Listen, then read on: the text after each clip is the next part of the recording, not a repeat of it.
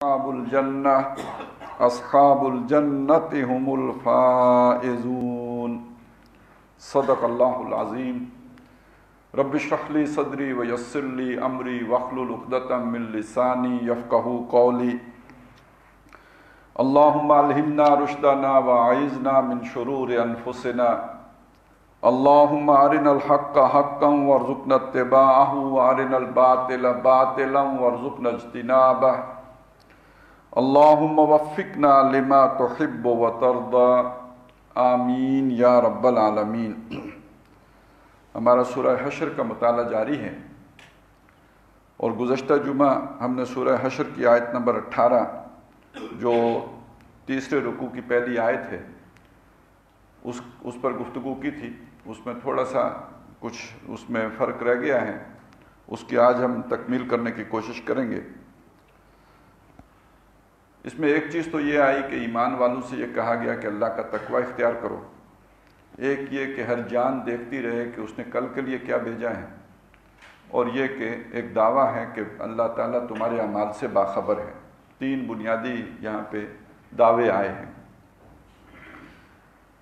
पहली बात जो अल्लाह का तकवा इख्तियार करो, उस पर हमारी जो बात हुई है, तकवा का मफहूम हमने समझा है कि इसका सही माना बचना है, लिहाज करना है, अल्लाह ताला का लिहाज रखते हुए ज़िंदगी बसर करना, अल्लाह से बचते हुए यानी उसकी नाराज़गी से बचते हुए और उसकी नेमतों की कदर करते हुए ज़िंदगी बसर करना, ये तकवा की या जिसे हम परहेज़गारी कहते हैं, ये वो ज़िंदगी है।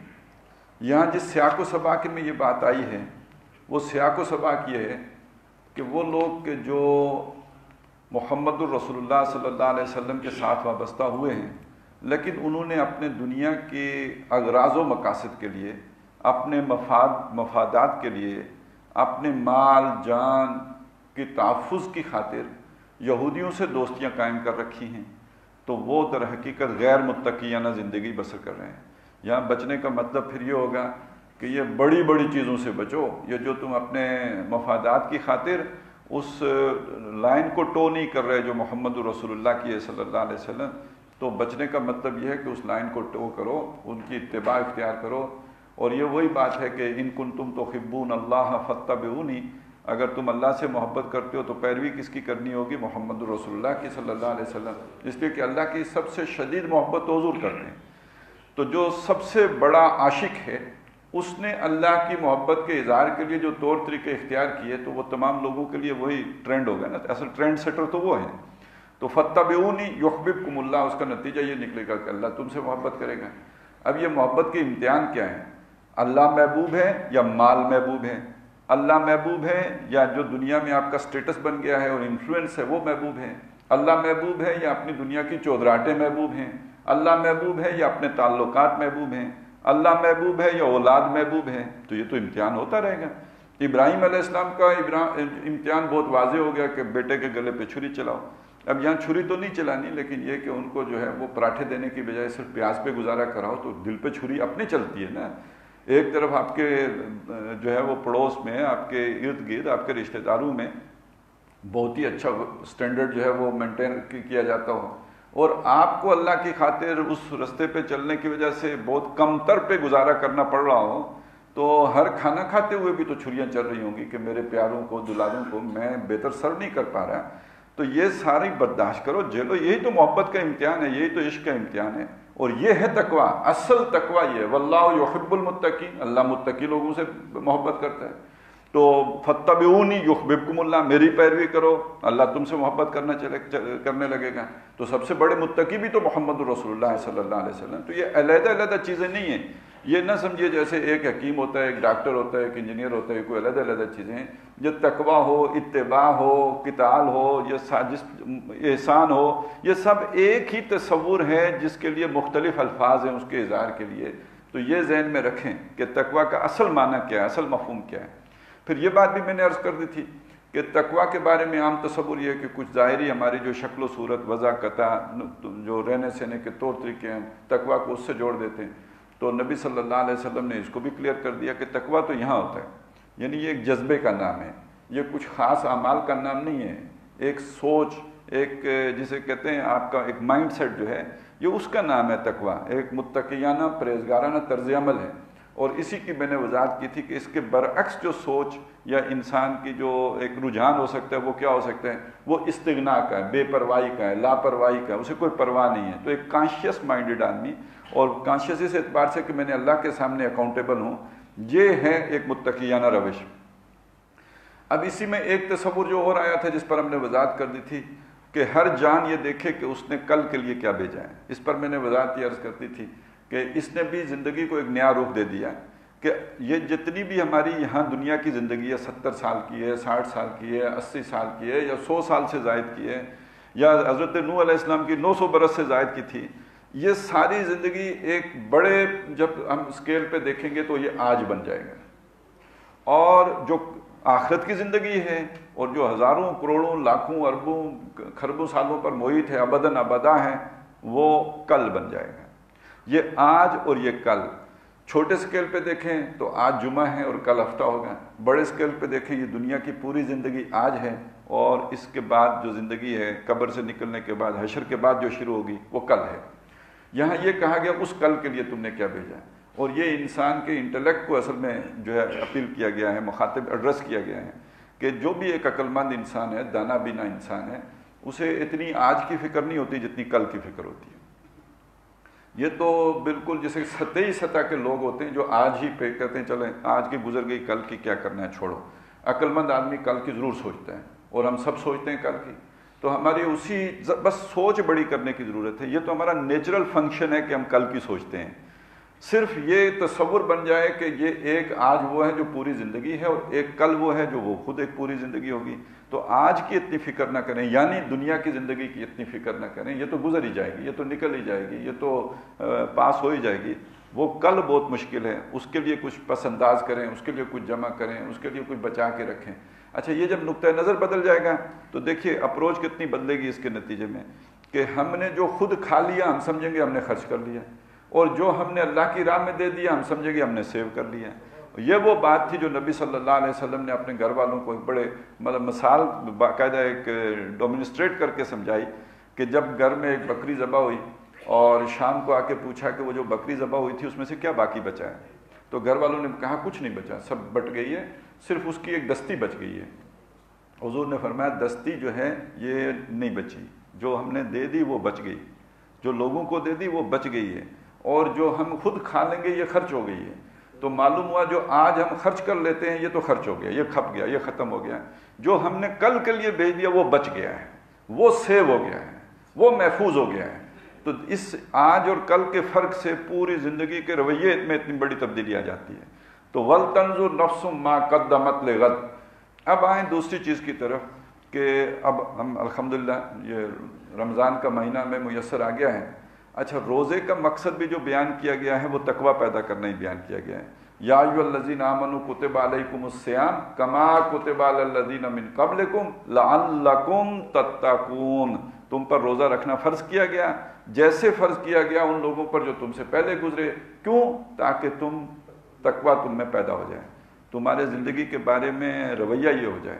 اب روزے کا مقصد بھی یہی، اور میں نے یہ بھی بتایا تھا کہ ہمارے دین کے اندر جو موٹیویٹنگ فورس ہے جو انسان کو تحریک دیتی ہے نیک اعمال کی طرف، ویسے تو ہم جانتے ہیں ثواب نیکی کیا ہے، ثواب کیا ہے، لیکن وہ جو غالب نے کہا تھا کہ جانتا ہوں ثواب طاعت و زہد پر طبیعت ادھر نہیں آتی، تو طبیعت کو ادھر لانے کے لیے یہ روزہ فرض کیا گیا ہے۔ یہ تقویٰ پیدا کرنے کی یہ بنیاد بنتا ہے۔ پھر یہ تقویٰ کہاں تک لے کے جاتا ہے؟ یہ درجہ احسان تک لے کے جاتا ہے۔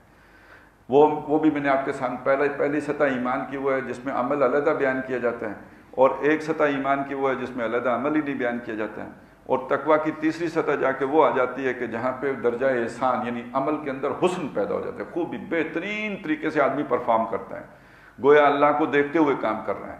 تو یہاں ان درجات بلند تک لے جانے والی طاقت یا فورس یا انرجی وہ تقویٰ کی ہے، یہ موٹیویشنل فورس ہے۔ تو یہ تقویٰ تو بڑی بنیادی شے ہے ہماری، یہ تو بمنزلہ اسپرٹ اور یہ پیٹرول کے ہے، انرجی ہے یہ۔ لیکن یہ کہ اس کا ابتدا کیسے ہوگی کہ یہ روزہ آپ کے لیے بنیاد بنے گا کہ آپ کے اندر تقویٰ پیدا کر دے۔ روزہ کیسے کرے گا؟ اب اس کا ایک تعلق آج اور کل کے ساتھ جڑ جائے گا۔ دیکھیے، ایک آج جیسے میں نے کہا کہ آج جمعے کا دن ہے تو ہم نے روزہ رکھا ہے، یہ روزہ ہمارا کھل جائے گا مغرب کے وقت، اب ذرا ہم دیکھیں نا، پیاس لگی ہے تو کوئی نہیں یار مغرب کو کھل جائے گا، ابھی تھوڑا سا صبر کرتے نا، کون سا کہ 6 گھنٹے رہ گئے ہیں، ایک سہارا ہوتا ہے۔ اچھا اسی طرح کہیں بازار سے گزرے ہیں، کوئی چیز دیکھی ہے دکان پہ رکھی ہوئی بہت سجی ہوئی، ابھی ہمارا روزہ ہے، دل کرتا ہے کھانے کو، چلیں کوئی نہیں خرید لیتے ہیں، شام کو کھا لیں گے۔ تو اس سہارے پر کہ شام کو کھا لیں گے، جو ہماری طبیعت جس چیز کی طرف بڑھتی ہے، مچلتی ہے اور اس کی طرف لپکتی ہے، ہم اسے روک لیتے ہیں 6 گھنٹے 4 گھنٹے 2 گھنٹے کوئی نہیں 8 گھنٹے، اس کے بعد یہ سب میسر آ جائے گا۔ اور اسی وجہ سے ہمارا دسترخوان پھر آپ کو معلوم ہے جو ہوتا ہے، تو یہ اصل میں دن کی حسرتیں ہوتی ہیں جن کی جو ہے شام کو تسکین کا سامان ہم اپنے سامنے رکھتے ہیں، پھر وہ اتنا کھایا بھی جائے یا نہ جائے وہ ایک علیحدہ مسئلہ ہے، لیکن وہ دن بھر ہم وہ جمع اسی لیے کرتے رہتے ہیں کہ یہ امید ہوتی ہے کہ 6 گھنٹے کے بعد ہمیں تسکین کا پورا سامان کرنے کا موقع مل جائے گا۔ اب اسی کو لے کے جائیں ذرا اس سے براڈر اسکیل پر، ایک آج پوری زندگی ہے، اس پوری زندگی کے لیے کچھ چیزیں مستقل حرام کر دی گئی ہیں۔ شراب نہیں پی سکتے، حالانکہ شراب میں فائدہ بھی خود قرآن کہتا ہے، اس میں کچھ پہلے فائدے کے بھی ہیں۔ آپ کو بڑی تھکاوٹ ہے، 2 چسکیاں لگائیں تو ریلیکس ہو گئے، آپ کو کوئی ٹینشن ہے تو میں سے غرض نشاط کس روح سے آپ کو ہے، ایک گناہ بے خودی مجھے دن رات چاہیے، تو ایک فائدہ اس کا یہ بھی ہے۔ پھر یہ کہ وہ آپ کی لذت میں بھی اضافہ کر دیتا ہے، پلیئر بڑھ جاتے ہیں۔ پھر اس میں یہ بھی فائدہ ہے آپ کے لیے کہ آپ کی جو ہے جو ایک آپ کی زندگی کے اندر جو ایک حرارت اور جذبہ تازہ پیدا کر دیتا ہے، کام کی جو بعض لوگ کہتے ہیں نا، بلکہ وزیر اعظم صاحب تھے کہا کرتے ہیں پیتا ہوں، کام کرتا ہوں تو پیتا ہوں۔ تو بہرحال آپ نے کام کرنا ہے تو کوئی چیز جو آپ کو جو فائدہ دے تو ہم تو چائے ہی پی لیتے ہیں، چلیں اسی سے کافی جو ہے وہ حرکت میسر آ جاتی ہے، لیکن یہ کہ اس سے آگے زیادہ کام کرنا ہو تو پھر اس کی چسکی بھی ایک آدمی دل کرتا ہے کہ چلیں کچھ آسانی ہو جائے گی، کچھ کام کا جو ہے استعداد بڑھ جائے گی۔ تو اب اور پھر جب عادت پڑ جائے تو اس کے بعد یہ کام نہ بھی رہیں تو عادتاً بھی آدمی پیتا رہتا ہے، اور چھوڑنا بھی چاہے ڈاکٹر بتائے جی آپ کے گردے جا رہے ہیں، آپ کے جگر کا ستیاناش ہونے جا رہا ہے، لیکن یہ کہ وہ لت پڑی ہوتی ہے، چھٹتی نہیں ہے، کافر منہ سے لگی ہوئی کی کیفیت رہتی ہے۔ تو اب انسان کو بڑی ول چاہیے، بڑی طاقت چاہیے، بڑے اس کے لیے ارادہ چاہیے، خاص طور پہ نشے چھوڑنا، چائے چھوڑنا مشکل ہے تو اس سے اگلی چیزیں چھوڑنا تو اور بھی دشوار ہے۔ تو کیا شے چھوڑنے پہ آمادہ کرے گی؟ یار اس زندگی بھی تو شام ہو جانی ہے نا، ایک دن تو ختم ہی ہو جانا ہے۔ یہی مغرب جیسے ہم سارا دن اس چیز سے بچ گئے، اس چیز سے بچ گئے، اس چیز سے بچ گئے، کیوں؟ مغرب کے بعد کھا لیں گے۔ بھئی یہ سارے نشے اللہ پورے کرے گا، ذرا مغرب تو ہونے دو نا، شام زندگی تو آنے دو۔ یہ شام زندگی ہے، اس کے بعد یہ اچھا یہی اصل میں جنت کی دلیل ہے۔ آج کل مذاق بنا ہوا ہے نا کہ جی یہ مولوی لوگ ہیں، یہ کہتے ہیں حوریں ملیں گی، یہ وہ، تو یہ ایک مذاق کے طور پر لوگوں نے اس کو بنا دیا ہے۔ تو اچھی طرح سمجھ لیجئے یہ اللہ تعالیٰ کی طرف سے ایک گریٹیفیکیشن ہے جو آپ نے اپنے نفس کو دنیا میں روک کے رکھا ہوا ہے۔ آپ بھی عیاشی کر سکتے ہیں، آپ بھی جو وہ ساری جو ہے مستیاں اور خرمستیاں بلکہ کہنا چاہیے، اور وہ سارا ہر کوئی کر سکتا ہے، لیکن ایک بندہ مومن نے اپنی لگامیں اپنے گھوڑے کی کھینچ کے رکھی ہوئی ہیں اللہ کی خاطر، اللہ کے تقوی کی خاطر۔ اب اللہ تعالیٰ جب اس کی زندگی کی افطار ہوگی تو جیسے ہم اپنے لیے سارا سامان جمع کرتے ہیں دسترخوان کے اوپر کہ آج ابھی افطار کے وقت دن بھر کی حسرتیں تمام کریں گے، تو اللہ تعالیٰ پوری زندگی کی حسرتوں کی تسکین کا سامان اس افطار کے جو زندگی کی افطار ہوگی اس موقع پہ کرے گا۔ اب یہ ذہن میں رکھیں، دیکھیے یہ میں اپنے پاس سے نہیں کہہ رہا، میں صرف جوڑ رہا ہوں، ڈاٹس ملا رہا ہوں۔ اللہ کے نبی صلی اللہ علیہ وسلم نے فرمایا کہ جو خوشی روزہ دار کو افطار کے وقت ہوتی ہے، ایک بندہ مومن کو وہ خوشی عند الموت ہوتی ہے، کیونکہ وہ ایک بڑا روزہ تھا، اس بڑے روزے نے وہ خوشی آپ کو، یعنی میں نے پوری زندگی کا ایک روزہ رکھا ہے، حرام کام نہیں کیا، اللہ نے جن چیزوں سے منع کیا ہوا تھا ان کے نزدیک نہیں گیا، میں نے کوئی غلط کام نہیں کیا، بس پڑھتے، باقی یہ تو غلطی، اس روزے میں بھی غلطی سے آدمی کوئی نوالا کھا دے، بھول کے کھا لے تو روزہ تو نہیں ٹوٹے گا نا اس کا، وہ اس کے بعد فوراً کلی کر لیتے ہیں۔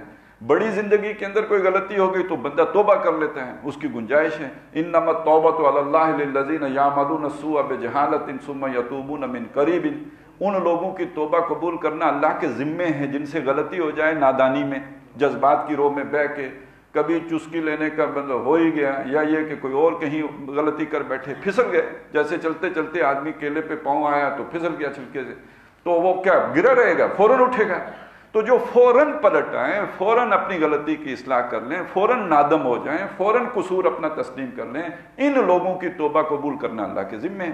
جیسے جیسے ہی آپ کو یاد آیا میں کھا رہا ہوں، روزے میں کھا رہا ہوں، فوراً آپ نے جو منہ میں بھی ہے اس کو بھی تھوکا، کلی کی، تو ٹھیک ہے آپ کا روزہ جوں کا توں برقرار ہے، اسے کچھ بھی نہیں ہوا ہے۔ تو یہ بات سمجھ لیجئے کہ یہ ایک بڑا روزہ ہے جو جسے قرآن آج کہتا ہے اور آخرت کی زندگی کو کل کہتا ہے، اس کے لیے اللہ نے ایک بڑا روزہ مقرر کیا ہے۔ تو یہ چھوٹا روزہ رکھ کر بڑے روزے کی تربیت ملتی ہے۔ یا ایھا الذین آمنوا کتب علیکم الصیام کما کتب علی الذین من قبلکم، یہ چھوٹا روزہ رکھنے کی 30 دن اللہ نے تمہیں تربیت دی ہے تاکہ وہ جو بڑا روزہ رکھنا ہے تم نے اس کے تم قابل بن جاؤ۔ تو اس کے بعد پھر فرمایا واتقوا اللہ، اور اللہ کا تقوی اختیار کرو، یہ دوبارہ کہا کیونکہ یہ وہ شے ہے، یہ اللہ کا تقوی وہ شے ہے جو تمہیں سیدھی رکھے گی۔ اچھا یہ بھی میں نے عرض کر دیا تھا کہ یہ تقوی جو ہے یہ انسان کو، جیسے قرآن مجید میں آتا ہے نا کہ اللہ نے قرآن کتاب اتاری ہے اور تم اس کے بہترین کی پیروی کرو، احسنہ ہو، تو ایک سوال پیدا ہوتا ہے اور مفسرین نے اس پر بڑے جواب دینے کی کوشش کی ہے کہ بھئی احسنہ ہو اس کا بہترین کیا ہے اور بہتر کیا ہے؟ یہ تو سبھی بہتر ہے۔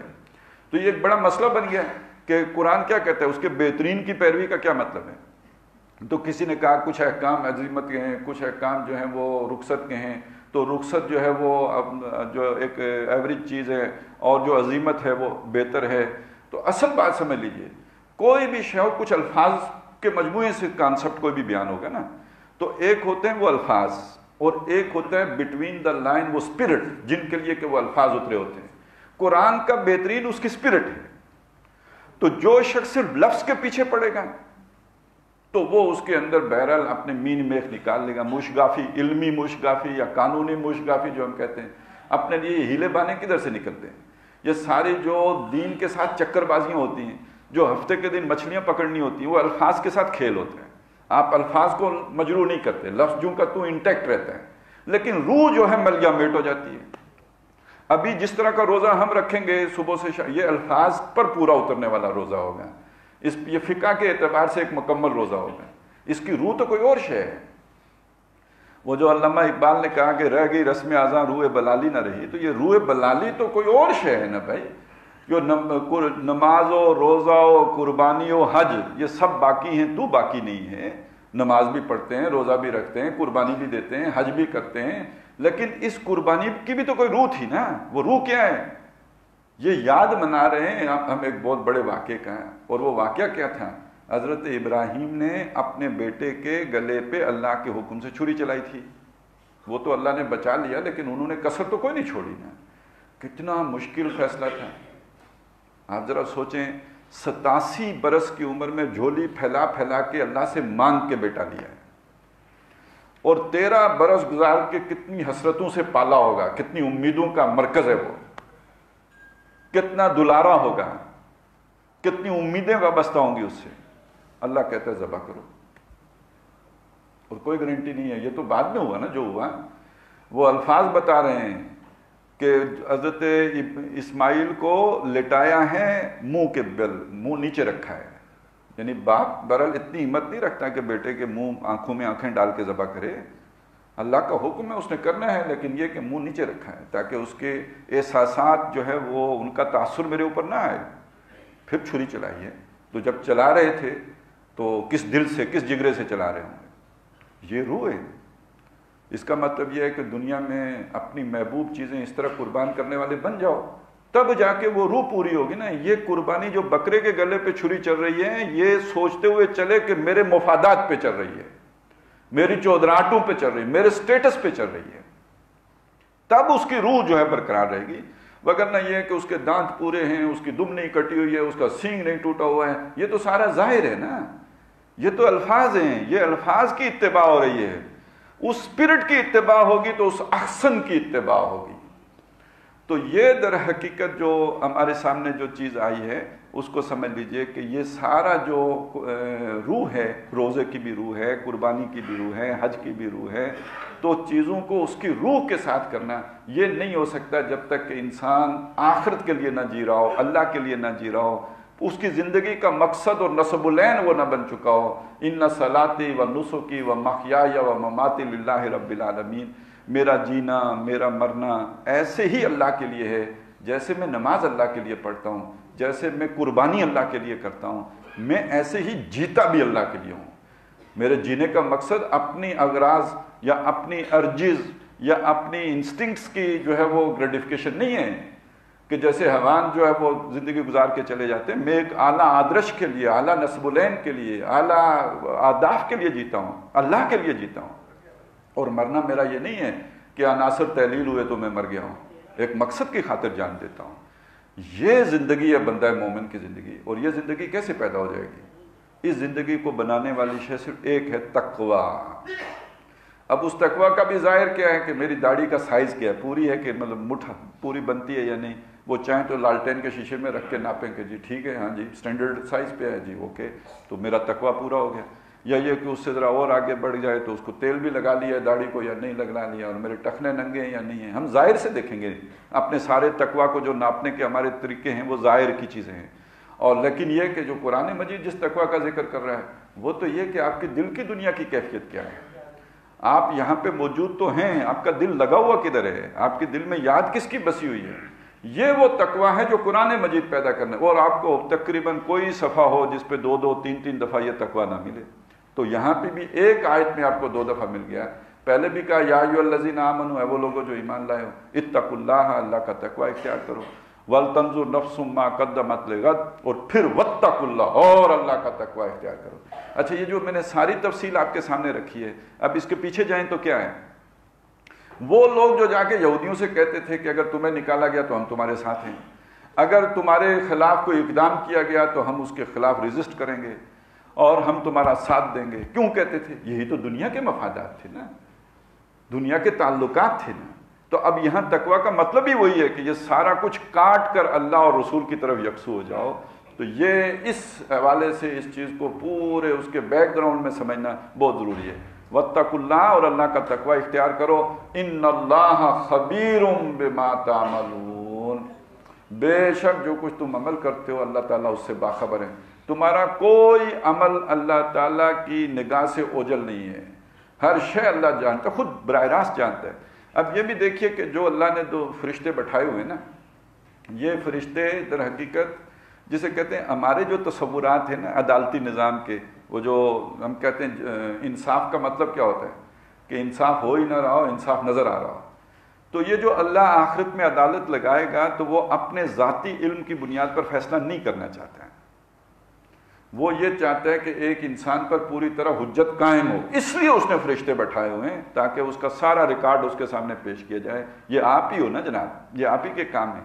اچھا، یہ بھی جو ہمارے تصور کے مطابق وہ لکھنے کا تصور دیا گیا جو اس وقت تھا، آج ہمیں معلوم ہے کہ چیزیں تو ریکارڈ باقاعدہ سارا جو ہے تصویروں کے ساتھ ریکارڈ ہو رہا ہوتا ہے سب کچھ، اور اب تو سائنس یہاں تک پہنچ چکی ہے کہ ہماری آوازیں ساری موجود ہیں باہر، اور اسی طرح ہماری ساری شبیہیں موجود ہیں۔ اب اس جستجو میں ہے کہ کروڑوں سال پرانی آوازیں جو کہیں خلا میں کھوئی ہوئی ہیں ان کو کوئی ریکارڈ کرنے کا، اور پھر یہ بہت بڑا علم کا خزانہ ہوگا جو ہمارے ہاتھ لگے گا ایک نیا، تو اس کے لیے اب ریسرچ ہو رہی ہے، سوچ و بچار ہو رہی ہے۔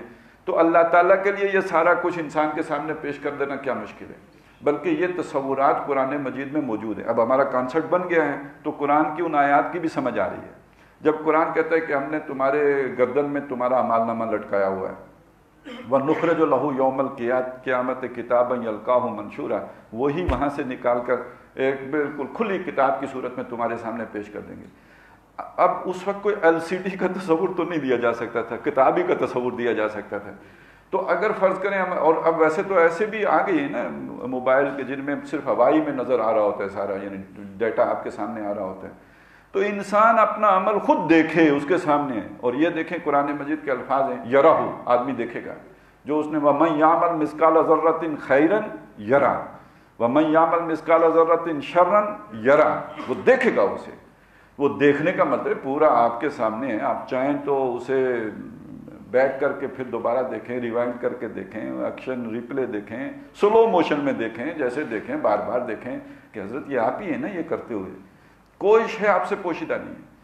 تو یہ تو اللہ تعالیٰ نے یہ سارا اہتمام تو صرف انسان پر حجت قائم کرنے کے لیے کیا ہے، لیکن اللہ تعالیٰ خود خبیر ہے۔ اچھا، اللہ کے لیے بصیر کا لفظ بھی آتا ہے، خبیر کا بھی آتا ہے، تو اس میں بھی جو خبیر ہے نا، اس کے اندر زیادہ جو ہے گمبھیرتا ہے، اس لیے گہرائی ہے، اس لیے کہ بصیر تو دیکھ لیا نا، اب ایک شے ہم نے دیکھی، کئی چیزیں ہم چلتے ہوئے دیکھتے ہیں، گاڑی سے چلتے ہوئے نظر میں تو آ جاتی ہیں، لیکن ہم انہیں پوری طرح فوکس نہیں کرتے، ان کی ڈیپتھ میں نہیں جاتے، بس دیکھ لیا ایک شے نظر میں آئی۔ خبیر کا پوری جانکاری کے ساتھ، پوری گہرائی کے ساتھ، پوری ڈیپتھ کے ساتھ کسی شے کا معلوم ہونا، یہ خبر رکھنا، کسی کی خبر رکھنا، وہ ایک نظر رکھنا ہے، ایک خبر رکھنا ہے۔ نظر رکھنا بھی خبر رکھنے کے معنی میں ہے، تو ایک نظر پڑھنا وہ اور معنی دے، بصیر میں تو پڑھنا بھی آ جائے گا، نظر پڑ گئی، اور ایک یہ کہ نظر رکھی، تو نظر رکھنے کا مطلب پوری طرح جو ہے مانیٹرنگ کرنا ہے، اور اس کے نتیجے میں پھر پوری خبر رکھنا۔ تو ان اللہ خبیر، بے شک اللہ باخبر ہے، خبیر ہے، بما تعملون، جو تمہارے اعمال ہیں۔ اور بہرحال چونکہ میں نے ذکر کیا کہ یہ فرشتے ہیں اور یہ سارا ہے، تو یہ تو انسان پر جو ہے وہ جو ایک حجت قائم کرنے کے لیے اور کیس ثابت کرنے، پورا عدالت کا جو بھی ایک نظام ہوگا، اس کے تقاضوں کے طور پر اللہ نے یہ کرامن کاتبین بٹھائے ہوئے ہیں۔ اچھا، اس کو دلیل بنایا اللہ نے ایک اور چیز کے لیے، وہ یہ کہ انسان بہرحال اپنے آپ کو الاؤنس دیتا ہے، کچھ ڈسیپشن کا معاملہ اپنے ساتھ بھی کرتا ہے، نہیں تو دیکھیں نا، اب میرے دل میں بڑی شدید محبت ہے دنیا کی، اور اس طرف دوسری طرف دین کا تقاضا ہے، وہ بھی مجھے معلوم ہے، تھوڑا قرآن پڑھ لیا ہے، تو اب دو محبتیں، متضاد محبتیں جب ایک دل میں جمع ہو جائیں تو آدمی پاگل ہوگا یا نہیں ہوگا؟ اس کو کہیں چینلائز نہ کرے تو پاگل ہی ہوگا، کیونکہ وہ ایک کی طرف دین کی طرف مڑے گا تو دنیا کی محبت کھینچے گی، اس کے اندر ایک عجیب جو ہے وہ انگزائٹی پیدا کر دے گی، اور اگر دنیا کی طرف مڑے تو وہ دین کی طرف سے اس کے اندر جو ہے نا ایک اس کا ضمیر اسے ملامت کرنا شروع کر دے گا، تو یہ ہر وقت اس کا پنڈولم جھولتا رہے گا۔ اس کیفیت کے ساتھ نہ نیند آئے گی، نہ سکون آئے گا، اور کتنا عرصہ آدمی برداشت کرے گا، پاگل ہو جائے گا۔ پھر لوگ کہتے ہیں یار وہ کوئی اس کا جو ہے نا وہ الٹ گیا تھا، وہ وظیفہ الٹ گیا تھا تو پاگل ہو گیا۔ یہ وظیفہ نہیں الٹتا، یہ دو پولوں کے درمیان کی کشمکش ہے کہ جو آدمی کو پاگل کر دیتی ہے۔ ایک طرف دنیا لٹ رہی ہوتی ہے، برداشت نہیں کر سکتا، دنیا کی طرف مڑتا ہے تو دین کا اسے نظر آ رہا ہوتا ہے کہ بیڑا غرق ہے، کل دوزخ میں جاؤں گا، تو یہ نہیں برداشت کر سکتا۔ یہ کشمکش اسے جو ہے وہ اس کا ڈس آرڈر کر دیتی ہے۔ اب اس چیز کو جب تک آدمی یکسو نہ ہو، یا دنیا کی طرف یا آخرت کی طرف، تو وہ اس کو سکون حاصل نہیں ہو سکتا۔ الا بذکر اللہ تطمئن القلوب، اطمینان حاصل نہیں ہو سکتا۔ اب آدمی دنیا، اکثر تو دنیا ہی کی طرف آدمی مڑ جاتا ہے۔ جب وہ دنیا کی طرف آدمی مڑ جاتا ہے تو اب یہ کہ اس نے بہرحال اپنی آخرت کے لیے کچھ نہ کچھ اپنے آپ کو سیٹسفائی کرنا ہوتا ہے، کوئی سیلف ڈسیپشن پروگرام جو ہے اس نے اپنے آپ کو دینا ہوتا ہے، کوئی ریشنل بنانا ہوتا ہے کہ میں ٹھیک کر رہا ہوں۔ اس میں مختلف چیزیں ہیں، یہ بھی ہے وہ بھی ہے، پھر اس میں اللہ غفور رحیم بھی ہے آ جاتا ہے، اس میں ایک یہ بھی آ جاتا ہے کہ یہ ویسے ہی ڈرانے کے لیے اللہ بہت محبت کرنے والا ہے، یہ ڈرانے کے لیے اللہ نے آگ شاگ کی باتیں کی ہیں، وگرنہ یہ کہ اللہ سب کو معافی کر دے گا، ماں سے 70 گنا زیادہ محبت کرتا ہے۔ ماں بھی چمٹے شمٹے دکھاتی رہتی ہے، ماروں گی یہ کروں، مارتی تو نہیں ہے نا، آخر ماں ہے، تو اللہ نے بھی یہ ڈراوے دیے ہیں، مارے گا نہیں، دوزخ میں نہیں جلائے گا، اور اللہ تعالیٰ سب کو جو ہے جنت، اس نے لوگوں کو اتنی بڑی جنت بنائی ہے، تو کیا جو دنیا میں 6 ارب انسان ہیں، اور کائنات، سما اور جو ارض، یہ سب پر پوری کائنات جنت بن جائے گی، تو یہ تو ایک ایک ستارہ بھی دے دے تو سب کو پورا ہو جائے گا۔ لہذا یہ ایسے ہی بس کچھ اللہ نے ڈرایا ہے، کچھ مولوی اور بھی زیادہ ڈراتے ہیں، تو کچھ تو ہوتے ہیں محبت میں جنوں کے آثار، کچھ لوگ بھی دیوانہ بنا دیتے ہیں، تو یہ تو بس ایک ایسی کیفیت ہے، یہ اصل میں وہی اپنے آپ کو مطمئن کرنے کی ایک کیفیت ہے۔ اسی میں پھر ایک جو جن کا لیول یہ والا نہیں ہوتا، یہ تو بہت انٹلیکچوئل لیول کی دلیل ہے، اس سے کمتر سطح پہ پھر یہ ہوتا ہے کہ وہ فلانا بچا لے گا، کوئی سفارش کر دے گا، یوں ہو جائے گا، وہ ہو جائے گا، اور یہودیوں نے اپنے کو تسلی دی تھی، بس اللہ تعالیٰ ایک ڈبکی سی دے گا اور نکال دے گا، لن تمسنا النار الا ایاما معدودات۔ یہ مس کرنے سے سمجھے نا، مس کرنا تو بس چھونا ہے نا، ہمیں بس چھوئے گی تھوڑا سا، یہ نہیں کہ یہ ایک وہ جیسے حضرت ایوب علیہ السلام نے بیوی سے کہہ دیا تھا کوڑے ماروں گا 100، اور بعد میں وہ 100 تنکے لے کے ایک ہی جھاڑو مار دی اور وہ 100 کوڑے پورے ہو گئے، تو اس طرح کا کوئی ہیلا کر کے اللہ تعالیٰ ہمیں بچا لے گا، دوزخ میں ہمیں لے نہیں جائے گا۔ تو ہم میں سے ہر آدمی اللہ کے بارے میں اور آخرت کے بارے میں اور یوم الدین کے بارے میں اسی طرح کی کسی مسکنسیپشن کا اپنے آپ کو شکار بناتا ہے. میں ڈسیپشن کہتا ہوں, اپنے آپ کو دھوکہ دیتا ہے اس چیز کا. یہ بھی قرآن مجید نے اس کو بہت بیان کیا ہے, لیکن اس کا جو کاؤنٹر کیا ہے وہ کیسے کیا ہے؟ کاؤنٹر یہ ہے کہ ذرا یہ اللہ کوئی کام بے مقصد نہیں کرتا, تو یہ کرامن کاتبین اس نے کیوں بٹھائے؟ اگر یہی کرنا ہے اس نے تو یہ جو کرامن کاتبین ہے یہ پھر کیوں بٹھائے تمہارے اوپر؟ یعلمون ما تفعلون, جو تم کرتے ہو وہ سب وہ لکھتے ہیں, جانتے ہیں, اس کا پورا ریکارڈ مینٹین ہوتا ہے. تو یہ ساری فائلیں اور یہ سارے انبار جو بنیں گے, یہ دفتر جو بنتا ہوگا, آپ ذرا اندازہ لگائیں ایک آدمی کے اعمال, اور پھر یہ کہ کروڑوں نہیں, اربوں نہیں, کھربوں انسانوں کے اعمال کا جو ریکارڈ اللہ نے رکھا ہے, کتاب مرقوم, یہ تو سارا پھر اللہ نے فضول کام کیا ہے. خامخواہ یہ ساری اپنی بیوروکریسی ادھر کھپا کے رکھی ہے اس نے, جس نے یہ ساری فائلنگ کی ہے. تو اللہ تو کوئی کام بے مقصد نہیں کرتا.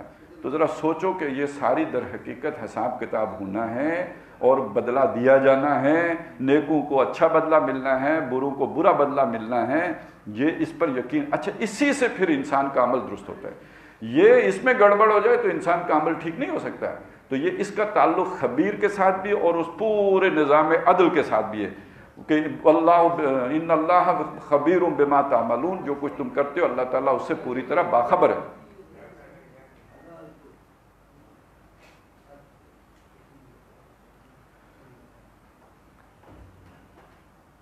تو ایک انسان کا کردار یا اس کی شخصیت, یا جسے علامہ اقبال نے تعمیر خودی کا جو پروگرام کہا ہے, وہ صحیح ہو نہیں سکتا جب تک کہ انسان کا یہ نقطہ نظر نہ صحیح ہو. وہ تعمیر ہو ہی نہیں سکتی.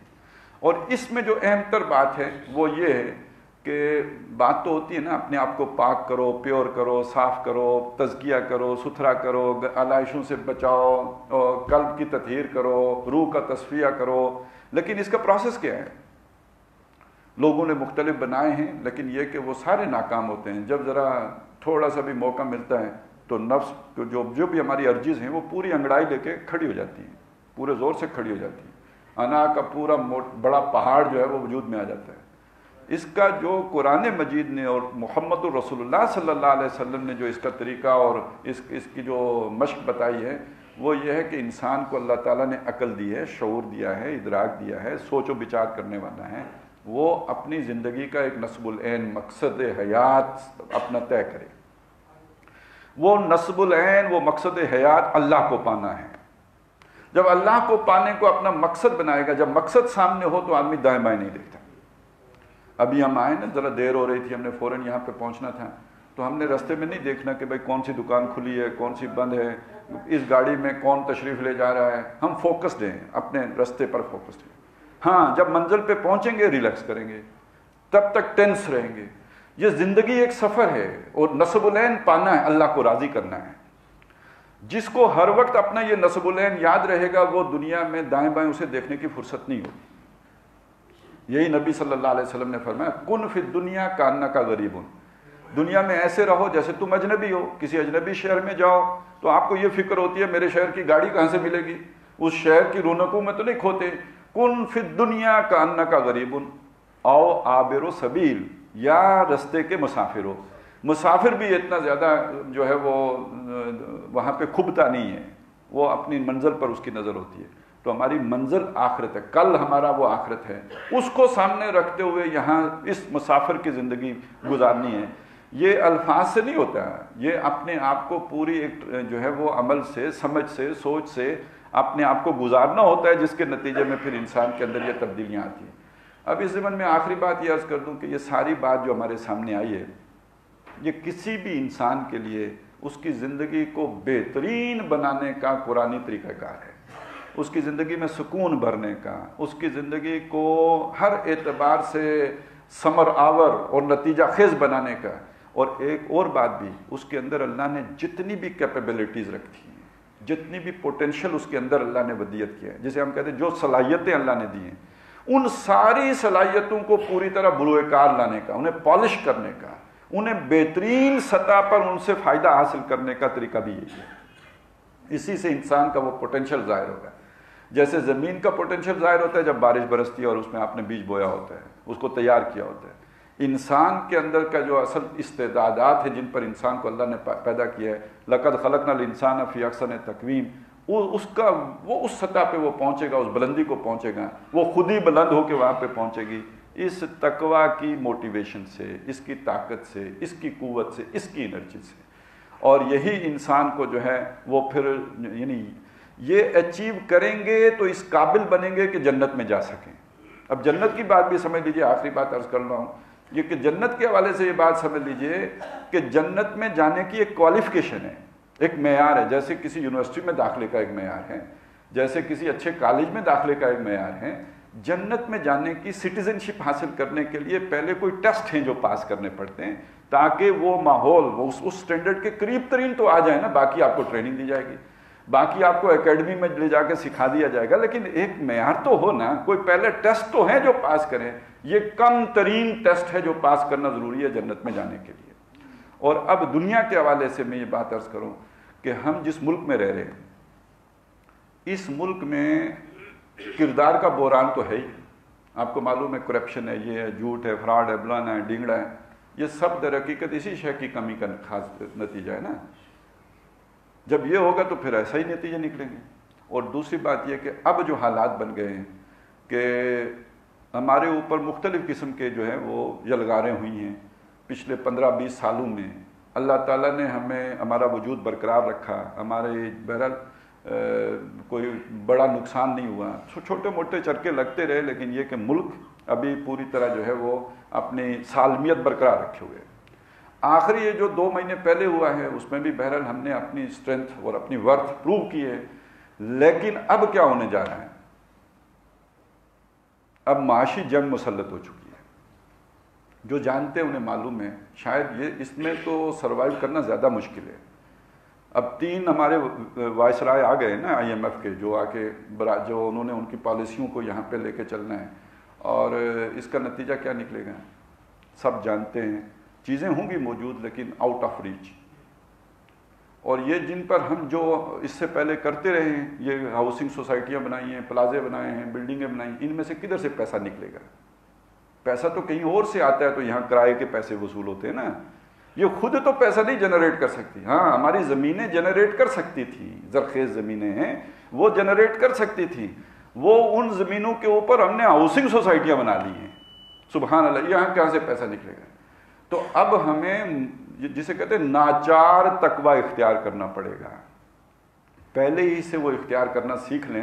ہماری اب نجات اور بچت ایسی ہے، دنیا کنزیومر سوسائٹی ہے، ہم اب کنزیومر سوسائٹی کے طور پر ایگزسٹ ہی نہیں کر سکتے، ممکن ہی نہیں رہا ہمارے لیے، اس وجہ سے کہ ہم دنیا کے لیے خطرناک ملک ہیں، ہمارے ایٹمی پاور ہیں، تھوڑا سرپھرے بھی ہیں، لوگ کہتے پوری قوم ہی بحیثیت مجموعی اجتماعی طور پہ خودکش قوم ہے۔ جو قوم یہ کہے کہ جی ہم ایٹم بم ماریں گے تو وہ خودکش قوم ہے، اس نے تو ہر وقت جیکٹ پہنی ہوئی ہے، تو دنیا کی نگاہ میں تو ہم پوری قوم بحیثیت مجموعی خودکش قوم ہے۔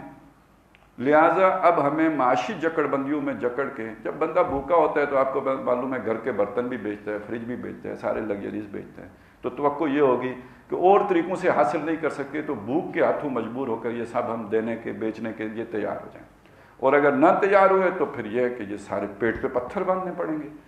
تو اب اس رمضان میں وہ جو ہمارا روزہ ہے اور زیادہ سخت ہو جائے گا، جو بڑے والا روزہ ہے اس کی بھی تیاری کریں، اس کی بھی ٹریننگ کریں، وہ بھی اب ہمیں رکھنا ہے، تبھی ہم اجتماعی طور پر سروائیو کر سکیں گے، وگرنہ سرنڈر کرنا پڑے گا، بھوک کے ہاتھوں مجبور ہو کے یہ ساری فوج بھی ختم کرنی پڑے گی، یہ سارا جو کچھ ہم نے بنایا ہے، یہ دانت ایٹمی نکال کے خود اپنے جیسے قذافی نے پیش کیے تھے جازو میں بھر کے، ہمیں بھی پیش کرنے پڑیں گے، اور اگر جئیں گے تو جینے کا ایک ہی انداز ہوگا جیسے نیپال جی رہا ہے، اس علاقے کا تھانے دار انڈیا بن کے رہے گا، یہ سوچ ہے دنیا کی، امن ہو، اور اسی سے چائنا کی کنٹینمنٹ ہو جائے گی۔